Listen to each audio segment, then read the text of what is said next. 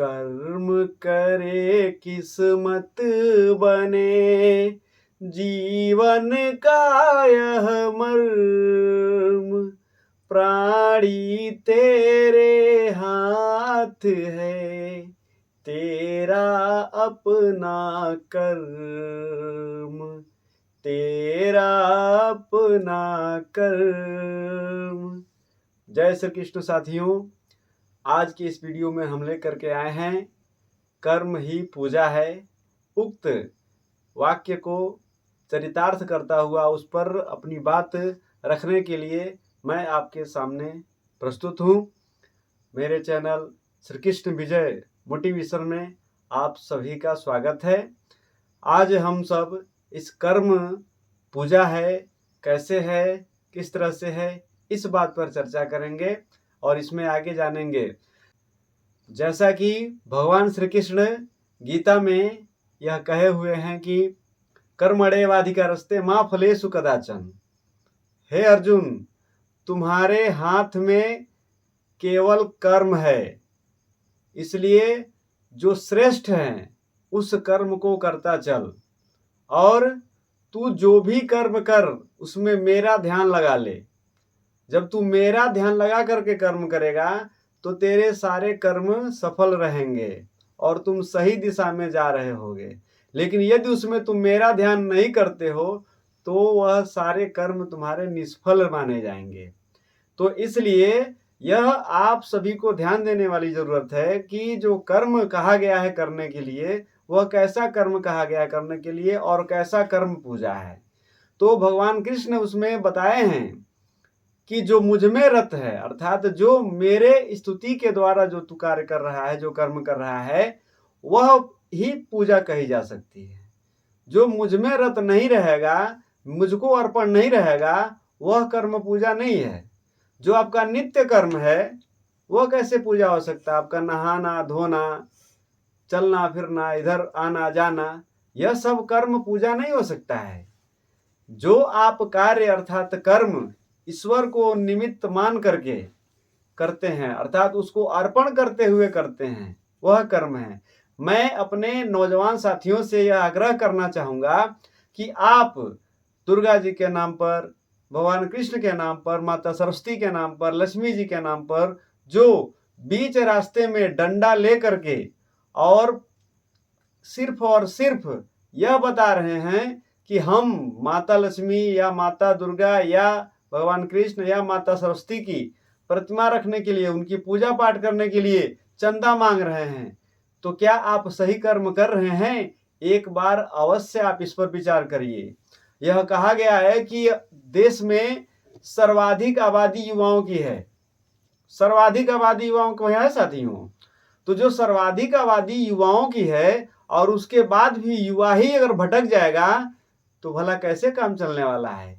इसलिए मैं अपने युवा साथियों से आह्वान करना चाहता हूं कि आप इस बात को समझिए कि कर्म पूजा है, लेकिन यदि वह ईश्वर को अर्पण हो, माता लक्ष्मी के लिए, माता सरस्वती के लिए आप मजदूरी करिए, 2-4 पैसा इकट्ठा करिए और उनका दान करिए और उसमें अपने आप को सर्वस्व न्यौछावर कर दीजिए, तब आप पूजा कर रहे हैं। न कि डरा धमका करके, मोटे मोटे डंडे लेकर के, सड़क के किनारे खड़ा होकर के यदि आप यह कर्म कर रहे हैं तो यह पूजा नहीं हो सकता है। यह आपका कर्म किसी भी तरह से पूजा के योग्य नहीं है। आप इस बात का अवश्य ख्याल रखें। आप पैसा इकट्ठा कर लिए, आप उसके साथ अपना एक नशे का सेवन कर लिए, उसके बाद से अश्लील गीतों पर डांस करते हुए आगे बढ़ रहे हैं, तो क्या आप कर्म कर रहे हैं? वो भी पूजा वाला? ऐसा कदापि नहीं। ईश्वर कभी कह नहीं सकते हैं इस तरह का कर्म पूजा के योग्य है।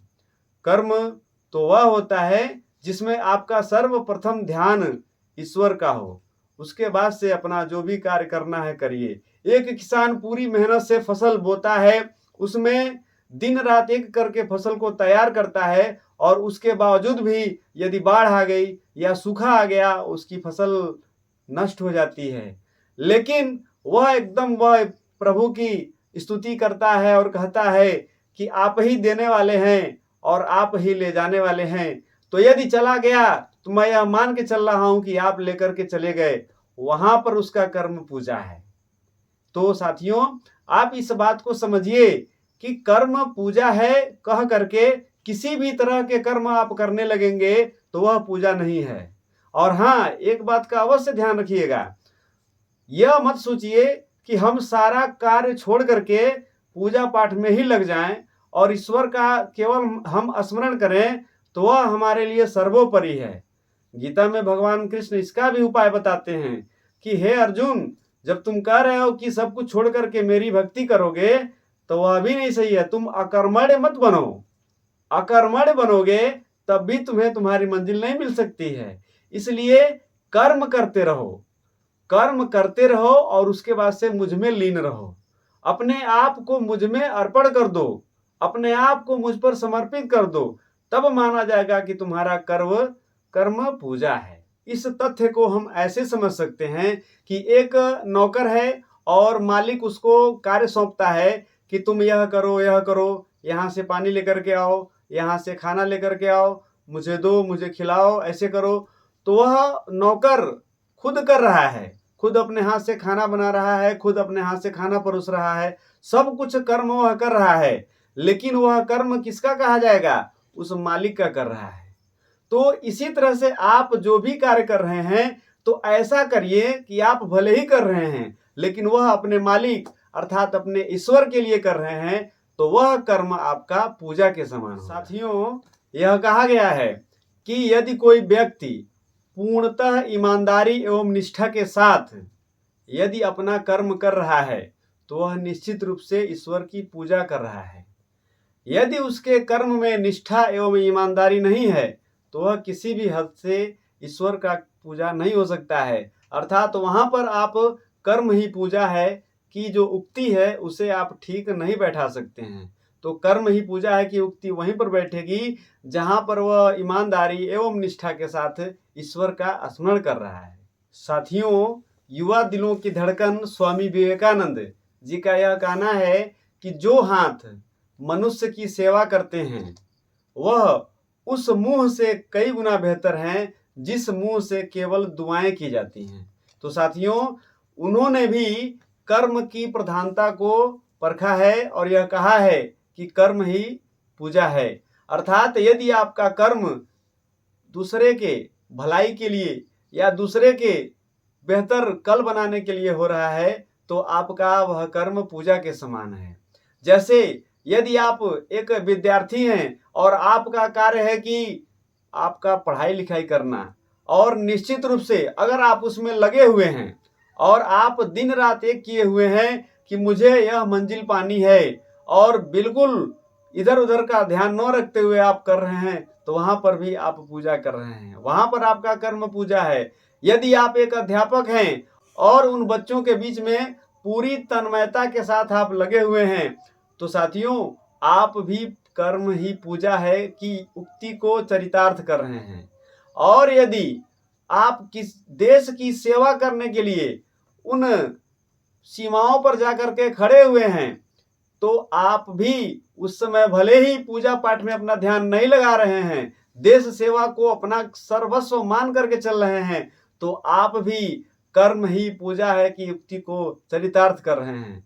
कहा गया है कि बस कर्म तुम्हारा फल होगा, अगर कर्म में सच्चाई है तो कर्म कहाँ निष्फल होगा और हर समस्या का हल होगा, आज नहीं तो कल होगा। इसलिए साथियों, आप कर्म में लीन रहिए और निरंतर पूजा मानते हुए कर्म को करिए। जिस भी क्षेत्र में हैं आप, जहां भी हैं, आप एक वैज्ञानिक हैं, आप एक डॉक्टर हैं, आप एक स्टूडेंट हैं, आप एक टीचर हैं या आप एक सैनिक हैं, किसी भी पद को आप सुशोभित कर रहे हैं या अपनी गरिमा उसमें बढ़ा रहे हैं तो आप उस पद की गरिमा को तब बेहतर कर सकते हैं जब आप उसे उस ईश्वर, उस परम शक्ति को समर्पित करते हुए लगातार कार्य कर रहे हैं।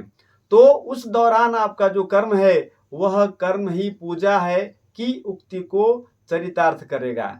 तो साथियों, मेरा यह कहना है कि आप निश्चित रूप से अपने आप को निखारिए, अपने आप को संवारिए और आगे बढ़ने का प्रयास करिए। साथियों, मैं यह आशा करता हूं कि मेरे इस वीडियो से कर्म ही पूजा है कि उक्ति आपके मन मस्तिष्क में जो विचार लेकर के उठी थी वह निश्चित रूप से कुछ हद तक शांत हुई होगी।